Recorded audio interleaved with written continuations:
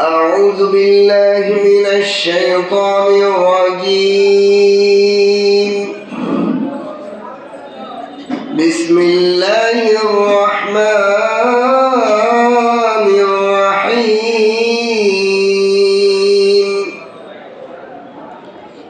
وإذ زين لهم الشيطان أعمالهم وقال لا غالب لكم اليوم من الناس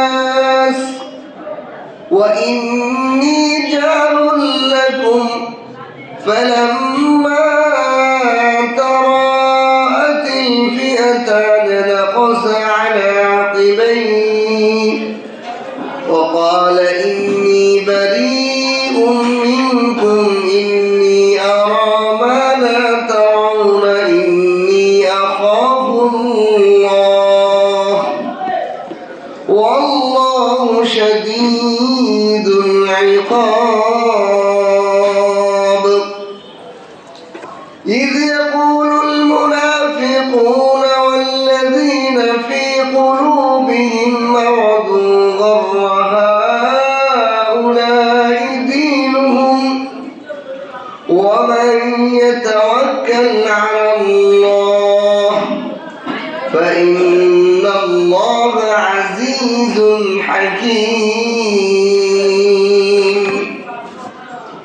ولو ترى إذ يتوفى الذين كفروا الملائكة يضربون وجوههم وأدبارهم وذوقوا العذاب الحريق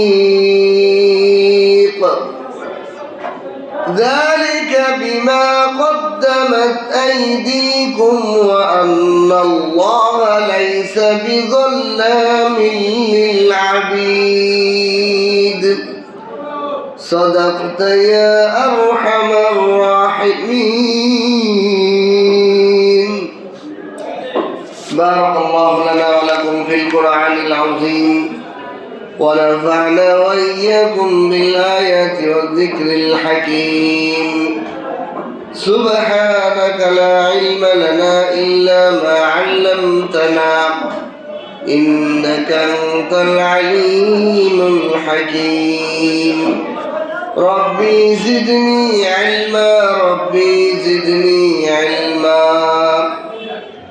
رب اشرح لي صدري ويسر لي أمري واحلل عقدة من لساني يفقهوا قولي.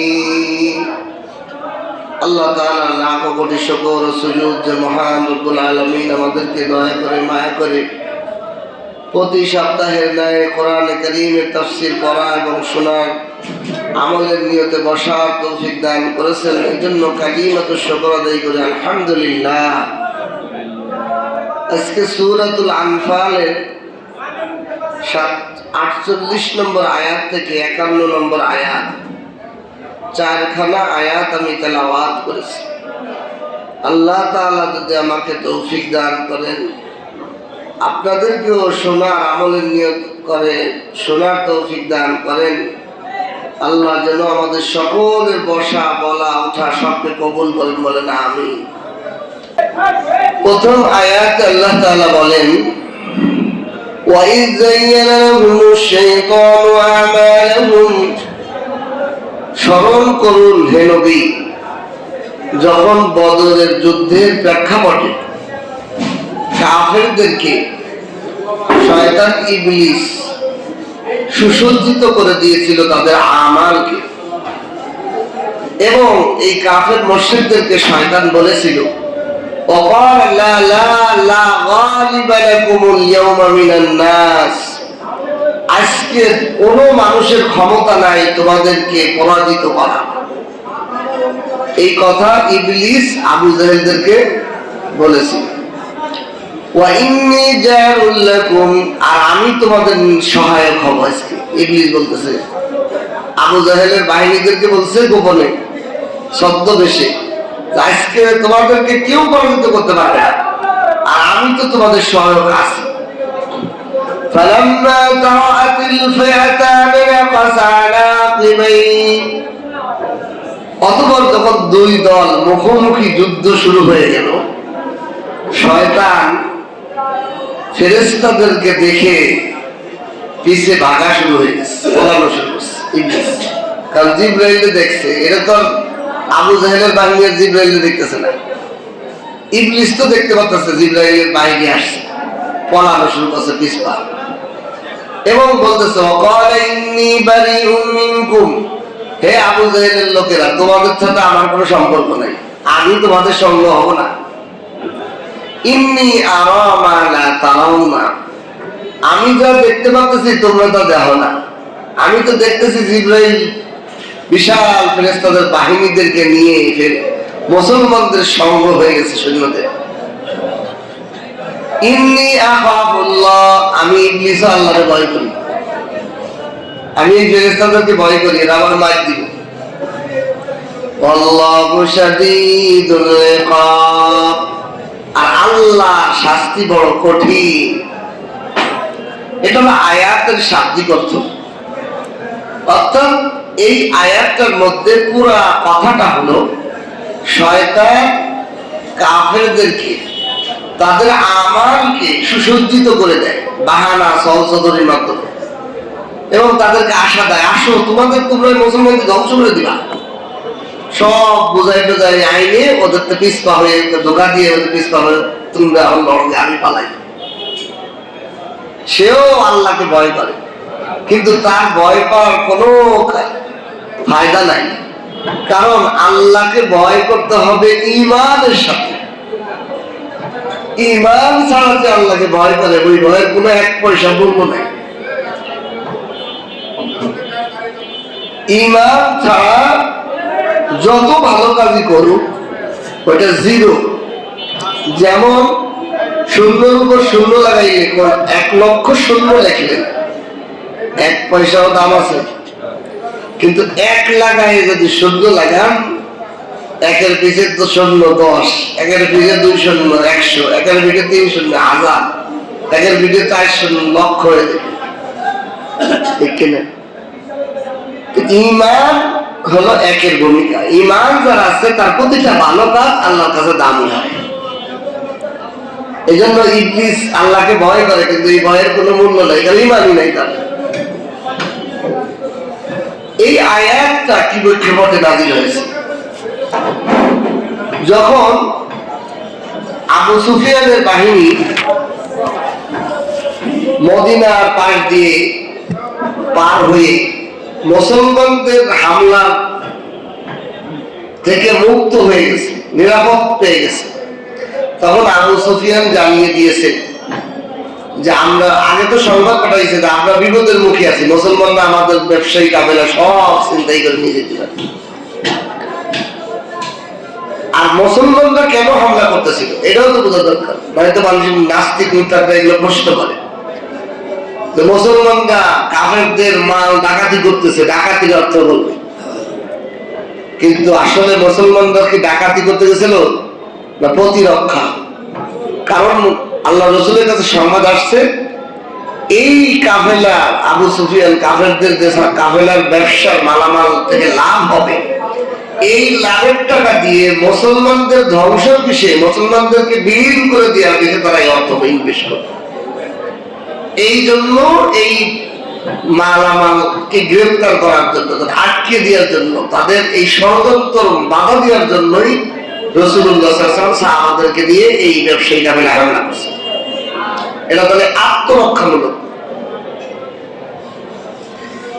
এই কুরাইশ মক্কাদের কাছে যখন সংবাদ পৌঁছায়, তখন কুরাইশরা সমস্ত যুবকদেরকে নিয়ে দলবদ্ধ হয়ে তারা আবু সুফিয়ানের এই কাফেলাকে রক্ষা করার জন্য বের হবে। এর মধ্যে তাদের ভিতরে একটা ভীত কাজ করতেছিল।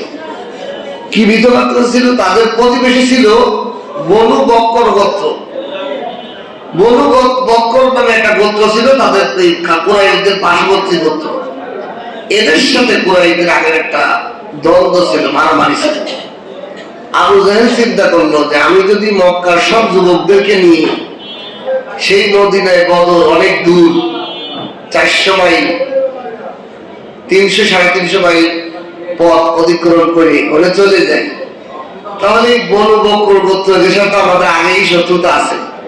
এরা আমাদের শিশু, আমাদের খেত খাবার বাড়ি দখল করে ভাঙিয়ে চলে যায়, ঠিক কিনা? আপনার প্রতিবেশী যদি শত্রু থাকে, আপনি বাসা বাড়ি কাউকে ভাড়া না দিয়ে ঢাকা চলে আসতে পারবেন? রিস্ক না? এইরকম মুহূর্তে ইবলিস শয়তান তাদের এক গোত্রের সুরাকা ইবনে মালিকের রূপ ধরে ইবলিস শয়তান আছে। একটা আরবের নেতা, গোত্রের নেতা, তার গোত্রের কিছু বাহিনী ইবলিস তার ছেলেবেলা নিয়ে মানুষের সুরত এই আবু জাহেলকে চাইছে। আইসে বলতেছে, আরে তুমি কি চিন্তা করতেছো? বেরো মুসলমানকে ধ্বংস করার জন্য। আসলে যেটা ইবলিস, এটা তো আবু জাহেল জানে না। আবু জাহেল ইবলিস তার ছেলেবেলা নিয়ে সুরাকা ইবনে মালিক আরবের আরেক গোত্রের সর্দার তার রূপ ধরে এসে বলতেছে, আরে তুমি চিন্তা করো না, অনুভব করো নি, ওটা আমি সামলাম, ওরা তোমাদের ঘর বাড়ি ধ্বংস করবো। তুমি আগে মুসলমানদেরকে ভাব, আগে মুসলমানদের নিশ্চিন্ন করে দাও পৃথিবীতে, বের হও, আমি তোমাদের সঙ্গী হব, আমি তোমাদের সহযোগী আছি, আমার এই কাফেলা নিয়ে, আমার এই সৈন্যবাহিনী নিয়ে তোমাদের সাথে আমি আছি। এইভাবে তাদেরকে প্ররোচিত করে, আর তোমাদের যে বাহিনী, এই বাহিনীতে খাবারের মতো পৃথিবীর কোনো মানুষ আছে?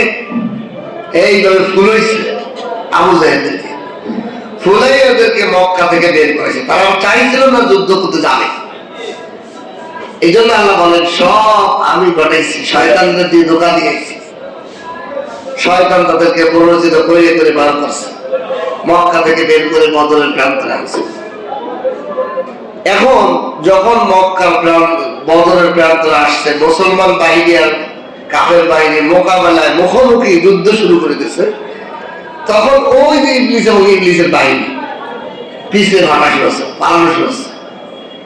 তো এখন হারিস ইবনে হিশাম নামে এক যুবক কাফেরদের, সে এই ইবলিসের হাত ধরে রাখছে, এত মুরব্বী লিডারের হাত ধরে রাখছে, আমি ছুটে যেতে চাই না। কি পালাম কে আপনি? আপনি যুদ্ধের মধ্যে থেকে পালাম কে? আরে আমি যা দেখতেছি তোমরা তা দেখো না, এতে আমার ফেরেশতা জিবরাইল দেখতেছে, মুসলমানদের সৈন্যদের সাথে জিবরাইল এবং তার সঙ্গ ফেরেশতা, হাজার হাজার ফেরেশতা আসছে মুসলমানদের পক্ষে যুদ্ধ করতে। এটাই ইবলিস দেখে ওই সূরার মধ্যে এই হারিস ইবনে হিশাম নামে এক যুবকের হাত ধরে রাখছিল তো ইবলিসের, সে ওর থেকে ছুটা শুরু ছাড়ে না, ছাড়ে খাবারে আমি পালাবো। কে তুমি না ওয়াদা করছো তুমি আমাদের সঙ্গে থাকবা, আমাদের সাথে যুদ্ধ করবো, আজকে পালাও কেন? আমি যা দেখতেছি তোরা তা দেখিস না। ইবলিস জিন জাতি, যে হাত ছাড়ে না, বুকের মধ্যে লাথি মেরে ফেলাই দিয়ে দিল, হে এবং এর দল লোকরা সব পালাইছে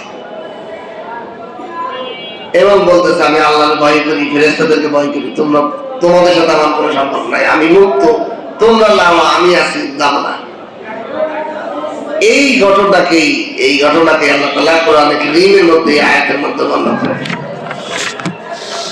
ওয়াইদ যায়্যানা লাহুমুশ শাইতান, স্মরণ করুন যখন শয়তান কাফেরদেরকে সুসজ্জিত করে দিল আমালাহুম, তাদের আমলকে, وقال لا غالب لكم اليوم من الناس, এবং তাদেরকে বলল তোমাদেরকে আজ পৃথিবীর কোন মানুষ ঠকাইতে পারবে না, পরাজিত করতে পারবে না। ইন্নী জারুল লাকুম, আমি তোমাদের সঙ্গী আছি আজকে। ফালাম্মা তারাআতিল ফিতফিয়াতানি আনাকাসা আলা আকিবাই, যখন দুই দল মুখোমুখি হলো, সে পিছে পলায়ন করা শুরু করলো এবং বলল আকালা ইন্নী বারিউম মিনকুম, আমি তোমাদের থেকে মুক্ত, আমি তোমাদের সাথে নাই। ইন্নী আরা মা লা তারাউন, আমি যা দেখি তা তোমরা দেখো না, আমি যা দেখতেছি তোমরা তা দেখো না। ইন্নী আখাফুল্লাহ, আমি আল্লাহর ভয় করি। ওয়াল্লাহু শাদীদুল ইকাব, আর আল্লাহর শাস্তি বড় কঠিন। অর্থাৎ শয়তানকে আল্লাহ তাআলা কিয়ামত পর্যন্ত সুযোগ দিয়েছে হেদায়েত ইসলাম আল্লাহর আনুগত্যের দিকে আসার জন্য, কিন্তু কিয়ামত পর্যন্ত তার কি সুযোগ দিয়েছে? তার মৃত্যু হবে না। শয়তানকে কিয়ামত পর্যন্ত মৃত্যু নেওয়ার সুযোগ দিয়ে দিয়েছে। এই জন্য সেও আল্লাহকে ভয় করে, সেও ভয় পায় ফেরেশতাদেরকে, কিন্তু তার এই ভয় পায় কাজ হচ্ছে না কেন? তার ঈমান নাই। আমাদের সমাজে দেখবেন অনেক মানুষ কথায় কথায় মুসলমান বলে ফেলে, এই ভুল কথা। আর মুসলমান ব্যবসায়ী কোন মুনাফিকি কথা বলে উল্টো মানে এদের থেকে হিন্দু ব্যবসায়ী হতে পারে, বলে না? এরকম বলা যাবে না। কেন বলা যাবে না? দেখেন, আশরাফ আলী থানভী রহমাতুল্লাহ আলাইহি বলেন, একজন মুসলমান যদি সব পৃথিবীর সব পাপ করে, শিরিক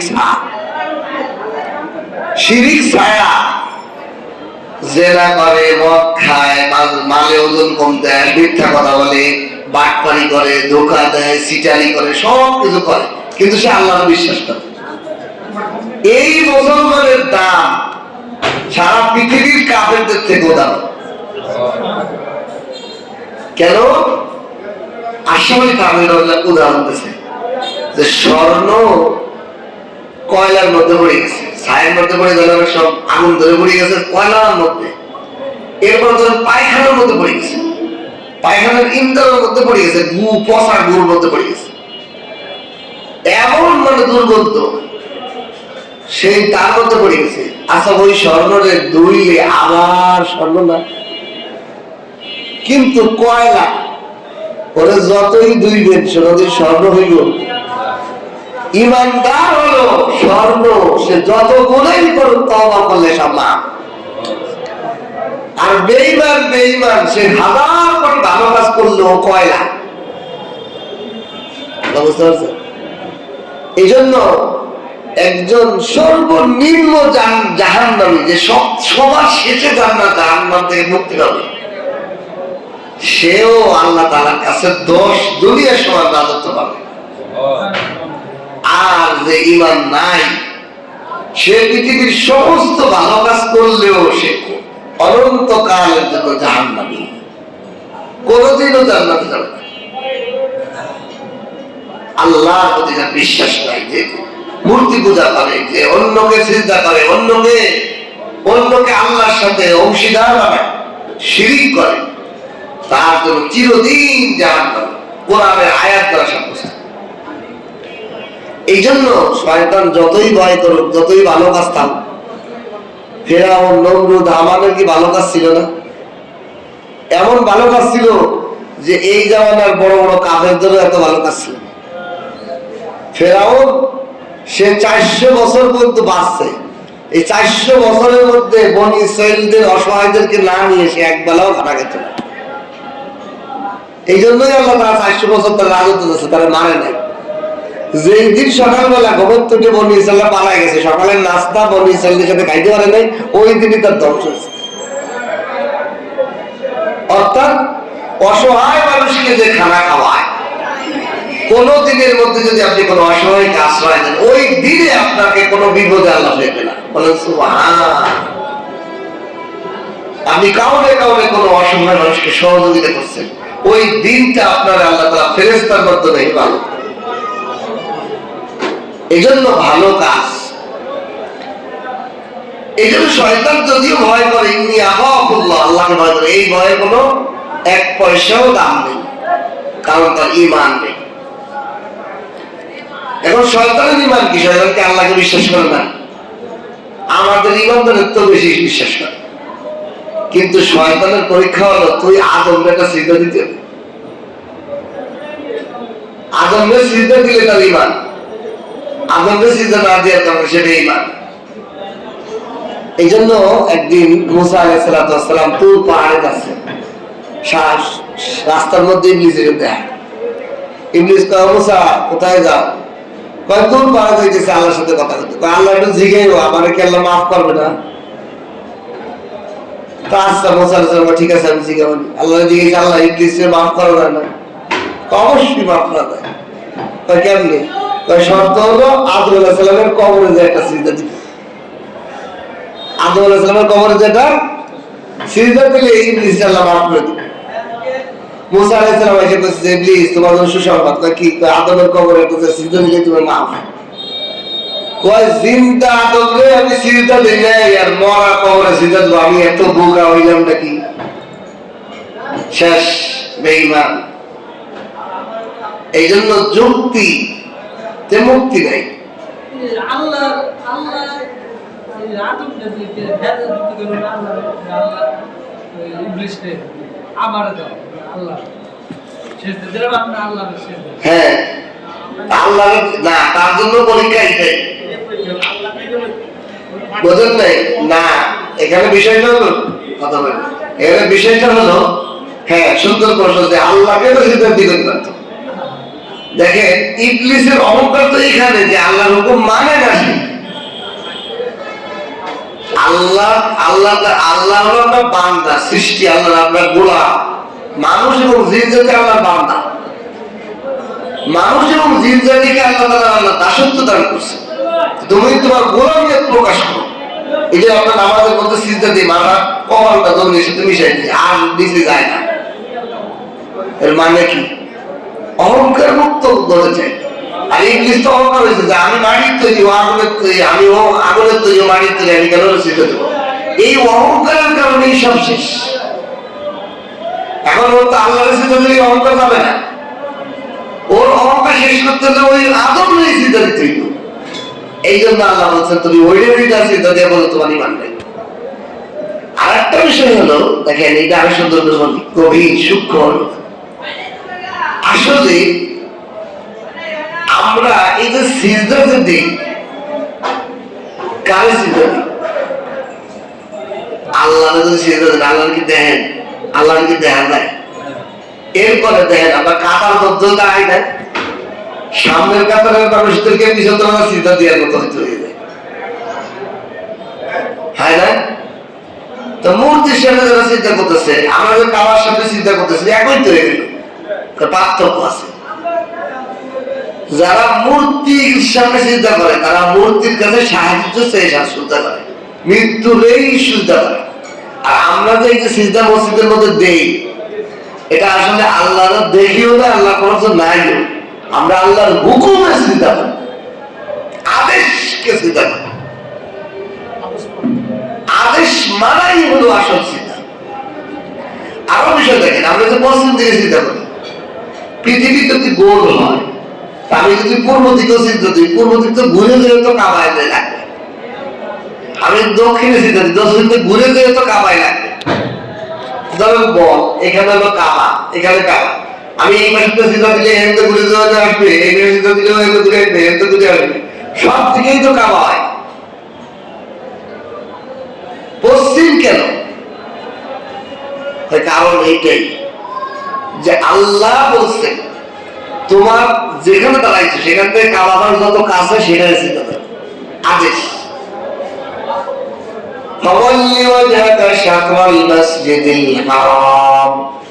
মসজিদে হারামের দিকে, ওটা এটা হলো কাছের দিক, এটা হলো কাছে, আর একটা হলো অনেক দূর দিয়ে যায়। কাছে যেটা আছে ওই হিসেবে সিজদা দেয়, যদি পশ্চিম দিক দিয়ে সিজদা দেয়। কিন্তু কাবা ঘরের পূর্বে পশ্চিমে যারা আছে তারা পূর্ব দিকে সিজদা দিতেছে, কাবা ঘরের দক্ষিণে যারা আছে উত্তর দিকে সিজদা দিতেছে, কাবা ঘরের উত্তরে যারা আছে দক্ষিণ দিকে সিজদা দিতেছে, যারা কোনাকুনি আছে কোনাকুনি সিজদা দিতেছে। এই জন্য আসলে আমরা কাবা ঘরেও সিজদা দিই না, আল্লাহ তো দেখিও না। আসল বিষয়টা আল্লাহ পাকের আদেশ আমরা মানি। তো এখানে আদম আলাইহিস সালাম, আদমকেও সিজদা করার উদ্দেশ্য না, আল্লাহ ইবলিস যদি আদমকে সিজদা দিয়েছে এটা সিজদার উদ্দেশ্য না, আল্লাহর আদেশ মানার উদ্দেশ্য। যে আল্লাহকে আল্লাহ বলার সাথে সাথে গোলাম হিসেবে তুমি তো দাস হিসেবে বলিবে আদেশ করিতে দেরি বলো কিনা, এটাই হলো পরীক্ষা। আমরা আমাদের যে পাঁচ ওয়াক্ত নামাজ পড়ি, আল্লাহ কি দুইটা লাভ হয়? আল্লাহ কি ব্যবসা আছে যে দুইটা আমরা সিজদা দেবো, আল্লাহ লাভ হইব? আবার আমরা যদি সারা পৃথিবীর মানুষ সিজদা না দেই, আল্লাহ কি লস হইব? তাহলে কি লেগে আল্লাহ আমাদেরকে সিজদা দিয়ে? আসলে আমাদের লাভ, আল্লাহর কোনো লাভ নেই, লস হবে।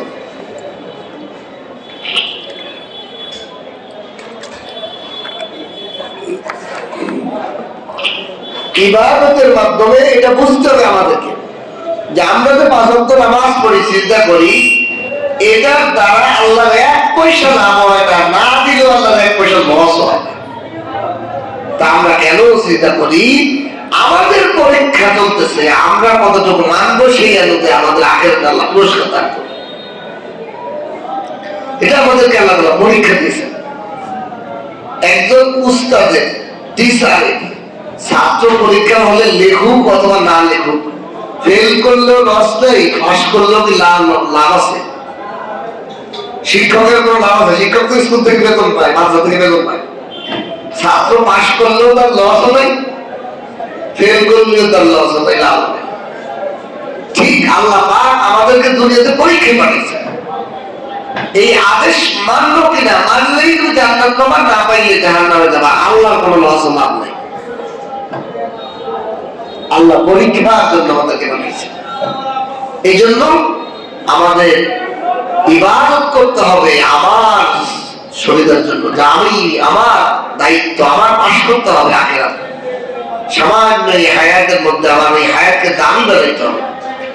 চোখের পলকে 60-70 বছর শেষ। 100 বছর পরে আমাকে আমার নাম জানবে না, পৃথিবীতে কেউ নাই। কি দুনিয়া!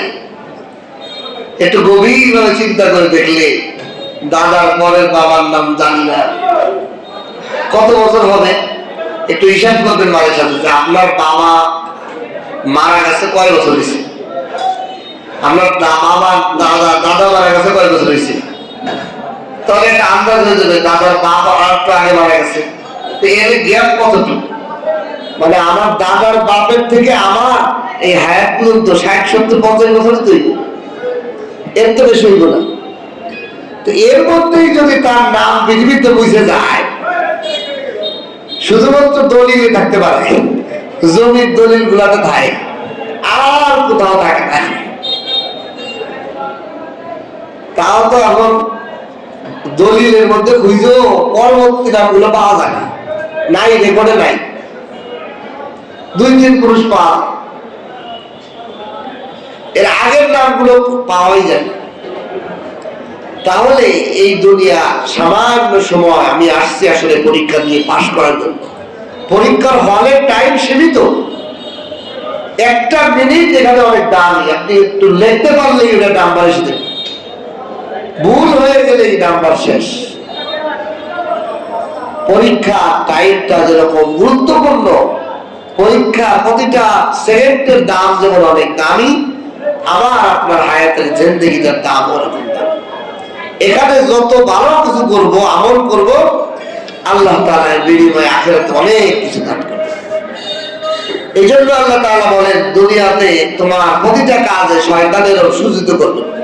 এখন এই প্রথম আয়াত থেকে আমাদের শিক্ষা, এই আয়াতে কাফেরদেরকে সজ্জিত করার ঘটনা আল্লাহ শুনাইছে, কিন্তু কিয়ামত পর্যন্ত ইবলিস আমাদের ঈমানদারদেরকে বিভিন্ন জিনিস সুসজ্জিত করে দেখায়। আরে তোর তো একটা ব্যবসা আছে, আরেকটা ব্যবসা কর, তোর তো আরেকটা গাড়ি আছে, আরেকটা গাড়ি কর, একটা বাড়ি আছে, আরেকটা বাড়ি বানা, একখান জমি আছে, আরেকখান জমি বানা। এখন যখন এই যে আমার সামনে দুনিয়া সুসজ্জিত করবে, তখন আমার হালাল হারাম বাঁচা, আপনাদের কি বলবো, আমার কাছে আসে। আমার নিজের দিয়ে উদাহরণ দিচ্ছি। আমার বাড়িতে ঘর নাই, বাপ মা মারা গেছে, ভাই ব্রাদার বাপের ঘরে কোনো চাচার ঘরে আসি, বাড়িতে 6 ভাই, ভাগ হওয়ার ঘর নেই, তো 6টা ঘর লাগবে, ঘর তো নেই। এখন শয়তানে তো ঘর যখন করতে যাবে তখন তো 1-2 লাখ টাকা দিয়ে হবে না।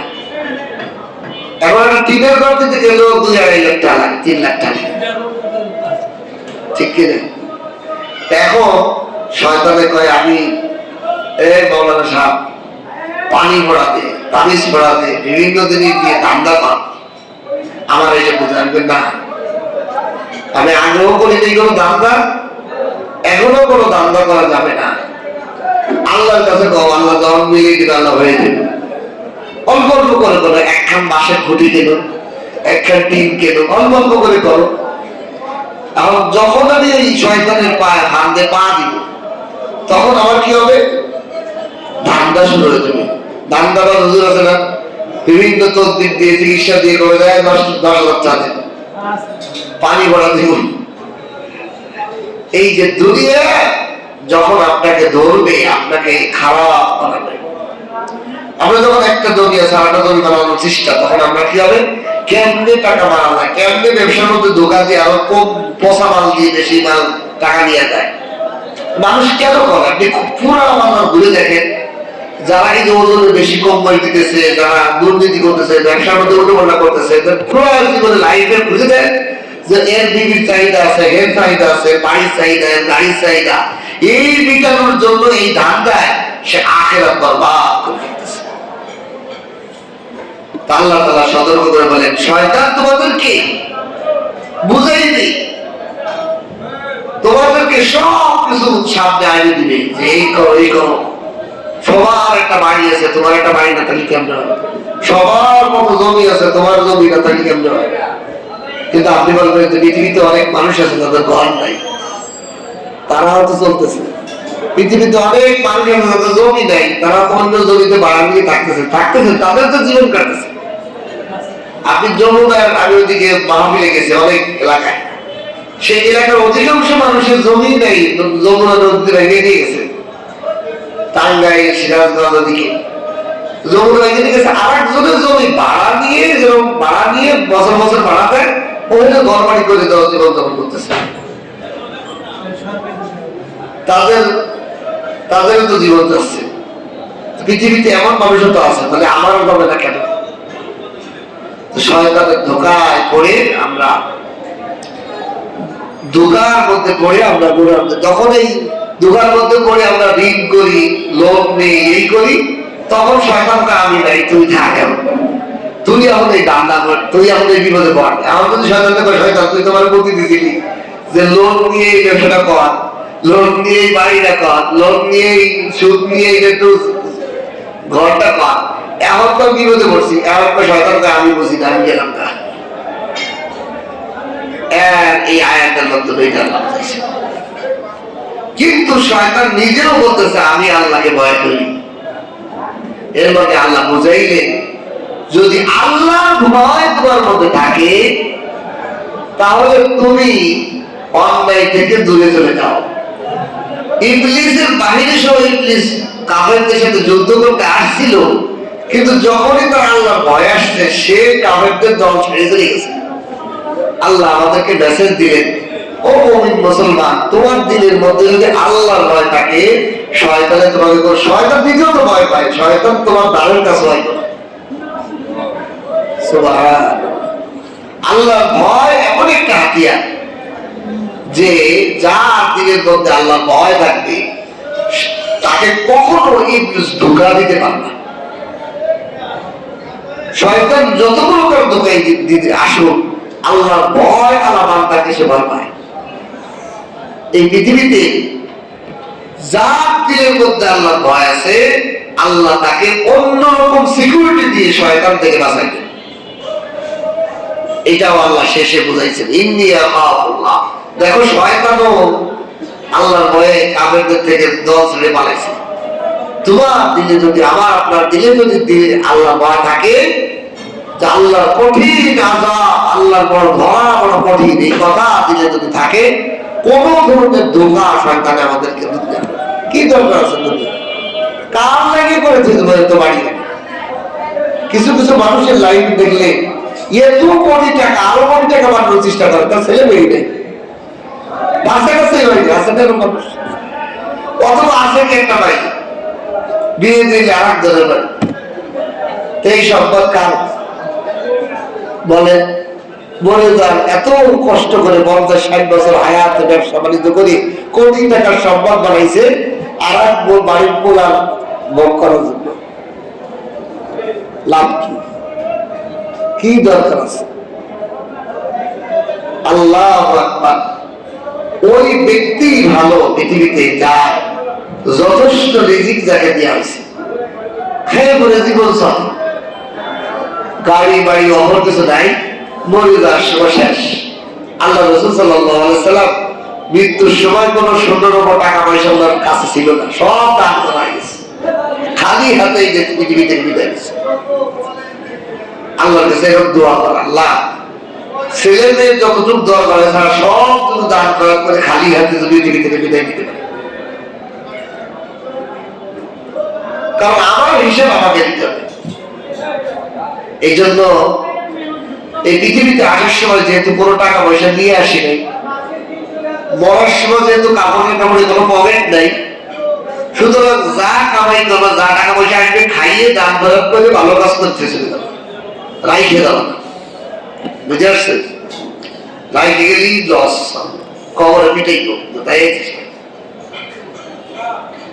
এরপর আল্লাহ দ্বিতীয় আয়াতে বলেন, إذ يقول المنافقون والذين في قلوبهم مرض غر هؤلاء دينهم।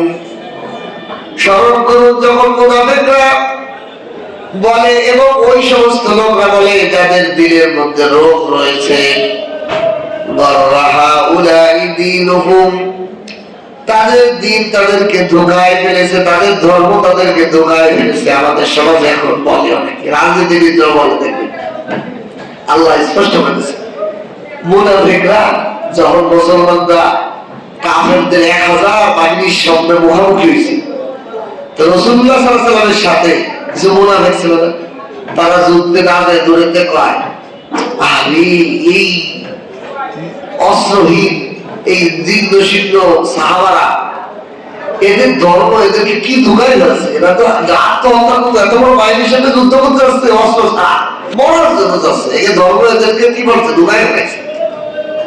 মানুষের উপায় না, এই হুজুরকে মাথা খারাপ হয়েছে, এদেরকে এদের ধর্ম এদেরকে গোড়ালি করে মাইক খাইছে, আছে না এরকম কত না মানুষ। হুজুররা কি হয়েছে যে ভাড়াহাড়ি হবে, হুজুররা কি লেগে রাজনীতিতে আসছে, হুজুরকে ধর্ম এদের দোকান ফেলায় রাজনীতি আসছে, এরকম কয়। এইভাবে আল্লাহ বলতেছেন মুনাফিক এবং যাদের দিলের মধ্যে রোগ রয়েছে তারা বলে এদের ধর্ম নাকি এদেরকে ধোঁকায় ফেলছে। ومن يتوكل على الله, আর যে ব্যক্তি আল্লাহর উপর ভরসা করে, অস্ত্র আর সৈন্যের উপর ভরসা করে না, فإن الله عزيز حكيم, নিশ্চয়ই আল্লাহ তাআলা পরাক্রমশালী হবে, ক্ষমতাধর, হাকিম এবং প্রজ্ঞাময়। আল্লাহ কি বুঝাইলেন? বুঝাইলেন দেখো, যুদ্ধের ময়দানে আপনি একা সত্যের পক্ষে আর বিপক্ষে মিথ্যার পক্ষে 1000 আপনার সাথে লড়তেছে, তা আপনি মনে করতে পারেন যে আমি তো হকের পথে, কিন্তু আমার তো কোনো সৈন্য নাই, কেউ নাই, আমার সাথে কোনো অস্ত্র নাই, আমার সঙ্গে দলে কোনো লোক নাই।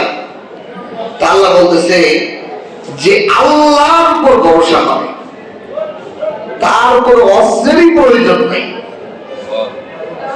সে আল্লাহর উপর যে ভরসা করছে এইটাই তার অস্ত্র। এখন দুইটা দিক, এক নম্বর হলো আমি আল্লাহর উপর যে ভরসা করছি তাকে আমি বিজয় করবই, সে কখনো পরাজয় হবে না। আজিজ, আমি ক্ষমতাধর, আমার উপর ভরসা করছি, আমি তাহলে লড়াই দেবই। কিন্তু মাঝে মাঝে দেখবা আল্লাহর উপর ভরসা করার পরে নবী রাসূল ইসলামের লোকেরা, দ্বীনের লোকেরা পরাজয় হয়, মায়ের খায়। তোমরা নিরাশ হইও না, এটা আমার হাকিম, আমি হিকমত খাটাচ্ছি, আমার হিকমত আছে। কিরকম হিকমত?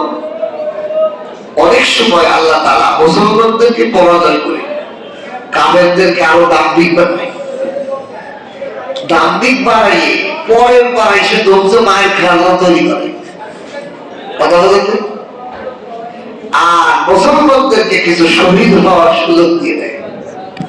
তাহলে লস আছে? আমার তো মনে হয় ইসলামে খালি জিহাদের কথা না, ইসলাম মুসলমানদের কোনো লস নাই। আসলে কোন একটা ব্যবসা করবেন, সে ব্যবসার মধ্যে লাভ লস থাকে, কিন্তু মুসলমান এমন একটা ব্যবসা এর মধ্যে যে ঢুকছে তার কোনো লসই নেই। সুবহানাল্লাহ। ইমানদার বললেও শহীদ, বাঁচলেও গাজী, ইমানদারের ব্যথা পেলেও তো নেকি হয়। হাদিসের মধ্যে আসছে ইমানদারের যদি শরীরের মধ্যে একটা কাঁটা ঢোকে, এই কাঁটার ব্যথা পাওয়ার কারণেও তাকে সওয়াব দেওয়া হয়। সে ধৈর্য ধরে সে ব্যথা পাওয়ার পর আল্লাহ ধৈর্য ধরে সবর করে, আল্লাহ আমার কোনো গুনাহ হয়ে গেছে, আল্লাহ এই জন্য তার সবরের সওয়াব দান করতে থাকে। ইমানদার কোনো নিয়ামত পাইলে শুকর করে, আল্লাহ সওয়াব দান করে। কিতাবের মধ্যে এটা ঘটনা নাকি সাহাবাদের মধ্যে একজন বিশ্ব সুন্দরী নারী ছিল সাহাবিয়া, আর একজন ওই যুগের সবচেয়ে কালা সাহাবী যুবক, যার চেহারা দেখে কেউ পছন্দ করে না, এত বেহারা, কালা, নিগ্ন, ডকটায় দাঁত উসল, দিকবা মোটা, নাক টাক বোঝা। কিন্তু আল্লাহ রাসূল সাল্লাল্লাহু আলাইহি ওয়াসাল্লাম বলে, তো বিয়ে করো না, তা আমার তো কেউ বিয়ে দেয় না। আল্লাহ রাসূল ওইগুলো সর্দারের যে সুন্দরী পেয়েছিল, বলছে যাও বলো যে আমি নবী পাঠিয়েছি, তোমার বিয়ের প্রস্তাব নেই। যখন যাই বলছে যে আমার রাসূল পাঠাইছে আপনার বিয়ে প্রস্তাব, কারণ আমার ব্যাপার। সাহাবী সর্দার, গোত্রের সর্দার তার বিবিকে নিয়ে পরামর্শ করছে এই ছেলের কাছে কেমনে দিই।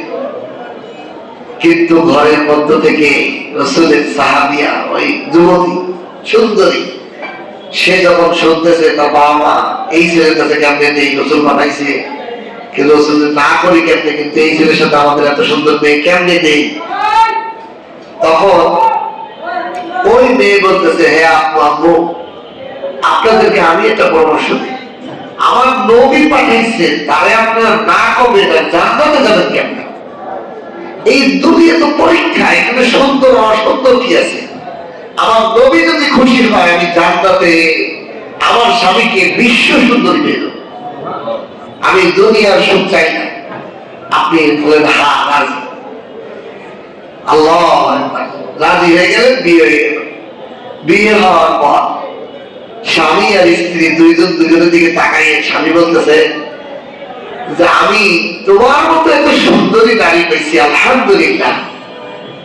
বিবি বলতেছে আপনার মতো আমি কুৎসিত স্বামী পাইয়া আমি যে ধৈর্য ধরছি এটার জন্য আল্লাহ সব। এবং স্ত্রী বলতেছে দেখেন আপনিও জান্নাতি আমিও জান্নাতি। কেমনে তুমি বললি জান্নাত আর জান্নাতি? তুমি রাসূলের হাদিস আছে, কোন ব্যক্তি যদি নিয়ামত পাইয়ে শুকর আদায় করে, শুকরগুজার বান্দা জান্নাতি হবে। কোন ব্যক্তি যদি ধৈর্য ধারণ করে, নিয়ামত না পাইয়া সবরকারী হয়, আল্লাহ তাআলা সবরকারীরও জান্নাত দান করবে। আল্লাহ রাসূলের হাদিস, আশ-শাকির আস-সাবির কিলাহুমা ফিল জান্নাত, ফিল জান্নাত। সবরকারী এবং ধৈর্য ধারণ করে দুইজনই জান্নাতি। তাহলে আমি আপনার মতো কুৎসিত স্বামী পাইয়া আছি, ধৈর্য ধরছি, এই জন্য আমি জান্নাতি সবরকারী। আর আপনি সুন্দর স্ত্রী পেয়ে সবর পেয়ে করছেন, আপনিও জান্নাতি। মুসলমানের কোন জিনিসের লস। মুসলমানের অনেক সময় দেখবেন আপনার বিবি দ্বারা আপনি যন্ত্রণায় আছেন, আপনার বিবি আপনার কথা শোনে না, আপনি ধৈর্য ধারণ করেন, জান্নাতি।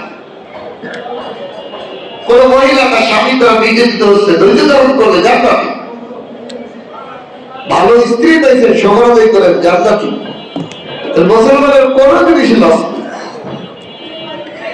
এই জন্য আল্লাহ তাআলা বলেন যাদের অন্তরের রোগ, যারা মুনাফিকি তাদের ভিতরে আছে, তারা বলে যে তোমাদের দিন তোমাদের ধর্ম তোমাদেরকে ধোঁকায় গেছে। আসলে ধোঁকায় তারা পড়ছে, মুসলমানরা পড়ে।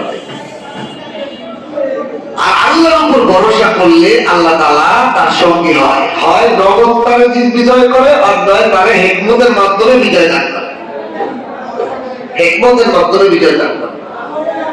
এই জন্য মুসলমানের সাময়িক কোনো পরাজয় এটার দ্বারা বিরাস না, যে আল্লাহ আমার পরাজয় দিয়েছে, তাহলে আমি ধৈর্য সবরের সব পাওয়ার জন্য আল্লাহ আমাকে পরাজয় দান করছে।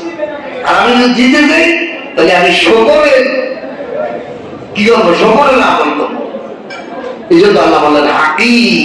হাকিম মানে হলো তুমি আমার হিকমত বোঝো নাই, মানে দাও। তুমি আমার উপর ভরসা করছো, কোন কাজে সফল হতে পারো নাই, হকের পথে সফল হতে পারো নাই, ধৈর্য ধারণ করো, খবর পাও আমি হাকিম, আমার হিকমত আছে, তোমাকে আমি বিজয় করবো। তোমার দোয়ায়, তোমার কোনো পরাজয় নেই, সাময়িক পরাজয় হলেও তোমার দোয়ায়। এরপর আল্লাহ বলেন ولو ترى إذ يتوفى الذين كفروا الملائكة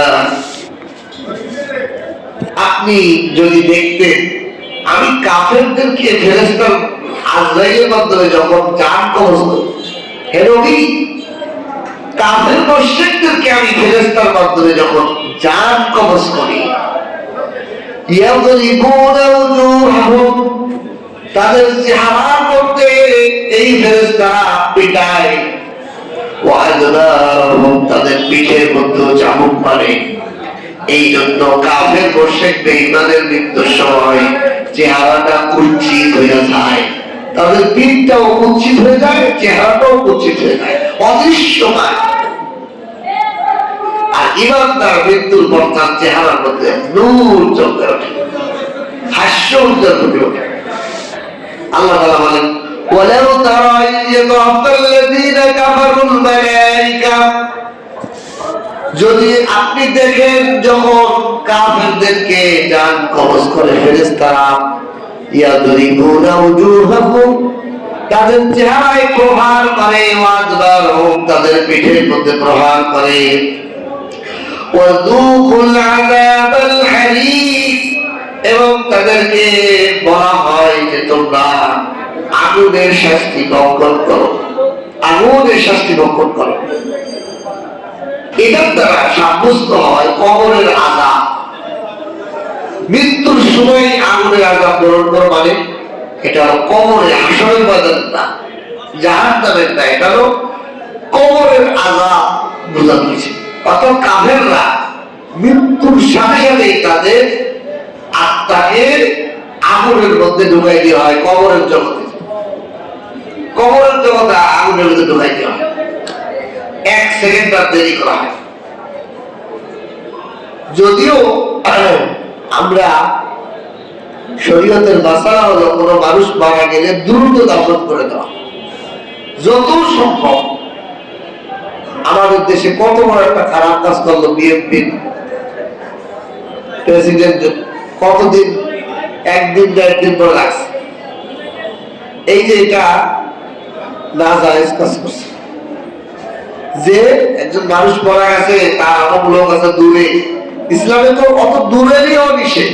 আপনি এই এলাকা মারা গেছেন, এই এলাকায় দাফনের ব্যবস্থা থাকলে আপনার দেশের বাড়ি নিয়েও মানব। আর যদি এই এলাকার মানুষ কোথাও জায়গা পায় কি করবেন, আপনি বাধ্য গ্রামে দিতে হয়, সেটা ভিন্ন কথা, বুঝতে পারছেন? আমি যদি এই এলাকায় বাড়ি দেওয়ার ব্যবস্থা থাকে তাহলে আপনার লাশ স্থানান্তর করাই যায়।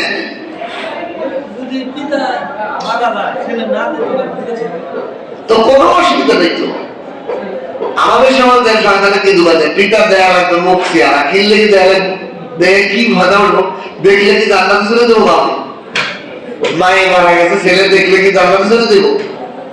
বরং দোয়া, বরং তার জন্য সৎকা, ভালো কাজ করলে সেই নিয়ে যা। চেহারা দেখার সাথে কোনো ইসলামের কোনো বিষয় নেই। আপনি চিন্তা করে দেখেন, সাহাবাকে 1.5 লক্ষ সাহাবী রাসূলুল্লাহ সাল্লাল্লাহু আলাইহি ওয়াসাল্লামের বিদায় হজের সময় উপস্থিত ছিলেন, কিন্তু মক্কা মদিনায় খুঁজলে 1.5 লক্ষ। তাহলে এখানে মক্কা মদিনায় 20-30 কবর পাওয়া যায় না, সাহাবাদের কবর। বাকি কবরগুলো পৃথিবীর আনাচে কানাচে চলে গেছে না। আপনি তো মরার মতো ছেলে দেখা, সাহাবাদের ছেলে মেয়ে বিবাহে ভেঙে দিয়ে চলে এসেছে, ওর জীবনে আর যাই নাই, আর এক জায়গায় বিয়ে করে হয় নাই, জীবন সংসার করছে, ওই সংসার হয়ে থাকছে।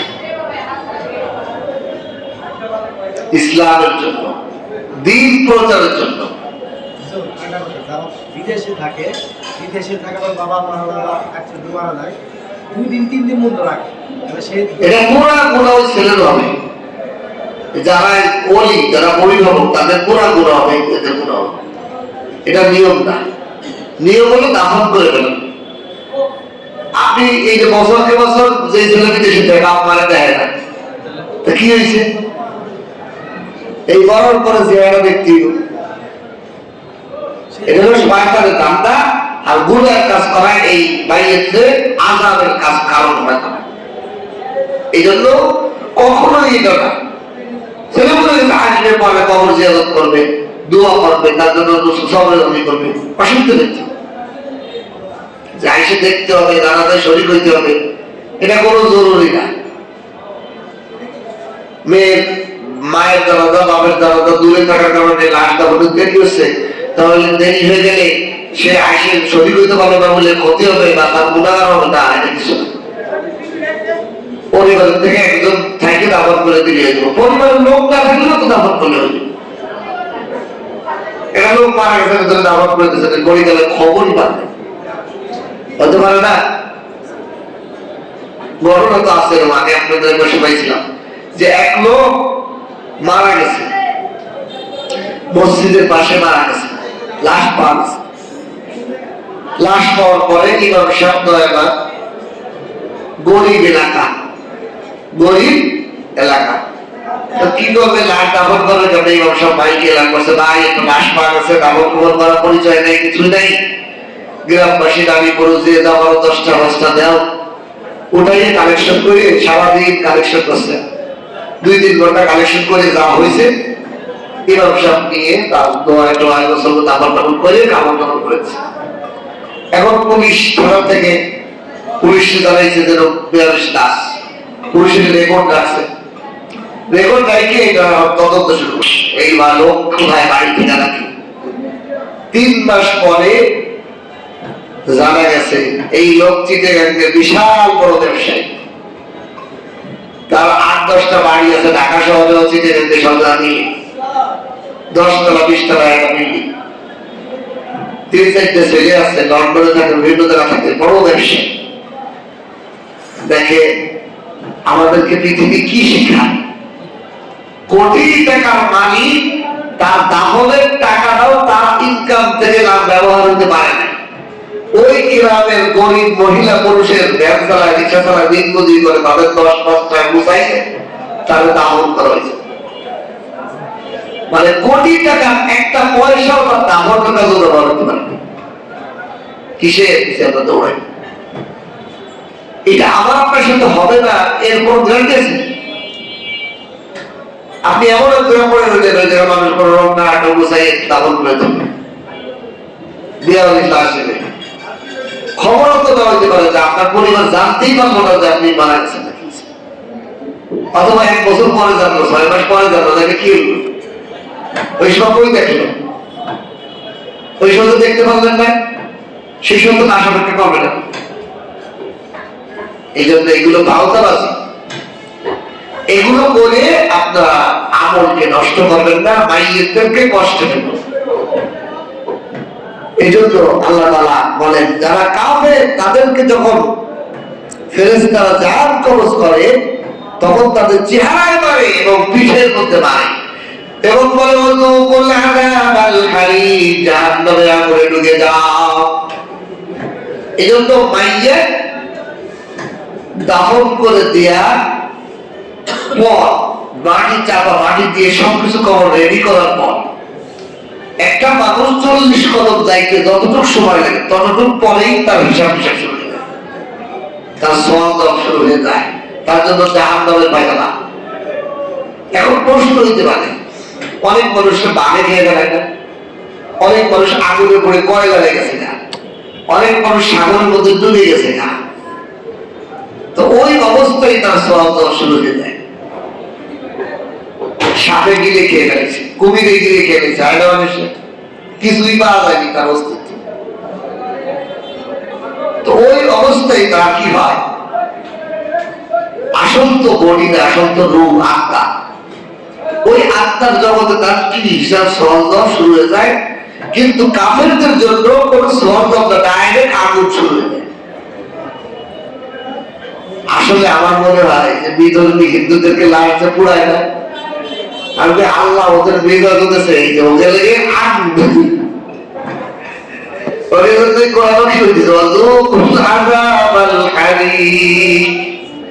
তোর বডিও আগুন খাবে, তোর আত্মাও আগুন, তুই বসে কাফের বসে। বেঈমানদের জন্য মৃত্যুর সাথে সাথে আযাব শুরু, মৃত্যুর সময় মুখে বাড়ি পিঠে বাড়ি, আনবো তোর সাথে সাথে আগুন। বাস্তবেও দেখা যায় পুরাই আগুন দেয়, এরপরেও শিখে না। অনেক বিধর্মী হিন্দু তারা মুসলমানকে শুধু আগুন দেয়, আমার নিজের মার মুখে আগুন দিলাম এটা আমার সহ্য হয়। এরপর আল্লাহ বলেন যালিকা বিমা কদ্দামাত আইদিকুম ওয়া আন্নাল্লাহা লাইসা বিযাল্লামিল লিল আবিদ। আল্লাহ বলেন এই আযাব কেন তাদেরকে কাফেরদের মৃত্যুর সময় মুখে বাড়ি পিঠে বাড়ি তাদের আগুন, এর কারণ হলো যালিকা, এটার কারণ বিমা কদ্দামাত আইদিকুম, তারা নিজ হস্তেই তাদের এই পাপ আল্লাহর সামনে পেশ করছে। তাদের নিজ হস্তের কামাই তারা পৃথিবীতে আল্লাহর সাথে শিরক করছে, কুফরি করছে। তাদের হাতের উপার্জনের কারণেই তাদেরকে আল্লাহ তাআলা আগুন দিয়েছে। তবে ওয়ান্নাল্লাহা লাইসা বিযাল্লামিল লিল আবিদ, নিশ্চয়ই আল্লাহ তাআলা আল্লাহর প্রকৃত বান্দাদের উপর জুলুম করবেন না। আবিদ মানে হলো আবুদের বহুবচন।